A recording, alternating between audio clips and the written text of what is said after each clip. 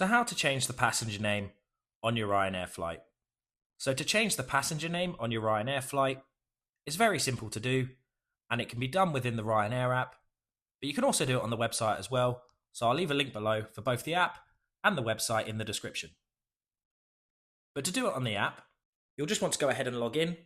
And once you've logged in, you should come across this home page here. And as you can see in our example, we've got an upcoming flight from Stansted to Milan.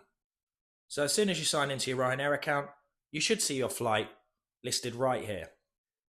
But if you have got multiple Ryanair flights and you can't see the one that you want to change, you can also click bookings right here and it will provide you with a full list of all the Ryanair bookings on your account.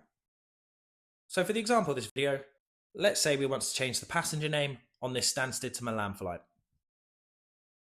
So it'll open you up to this page here and you simply just want to click on Manage Booking. Then from there, you just want to select Manage Flights and then nice and simple, click Change Passenger Name. Then once you've done that, it will tell you the full name on the Ryanair flight. So to go ahead and change it, you can press Edit. Then once you've done that, you can then go ahead and change the passenger name from there. And once you've changed the name to something you want, it should also tell you how much it's going to cost. So the price to change a name can vary on a few factors, such as how close the flight is, whether if it's a spelling error or a full name change completely, as well as the type of fare that it is. So you can go ahead and change it from here, and obviously make your decision depending on how much it's going to cost you.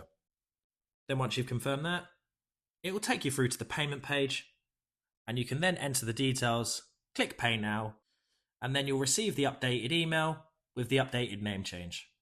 So if you're doing it on the website, I'll also leave a link below to this web page here, where you can then go ahead and change the name on the website if you'd prefer.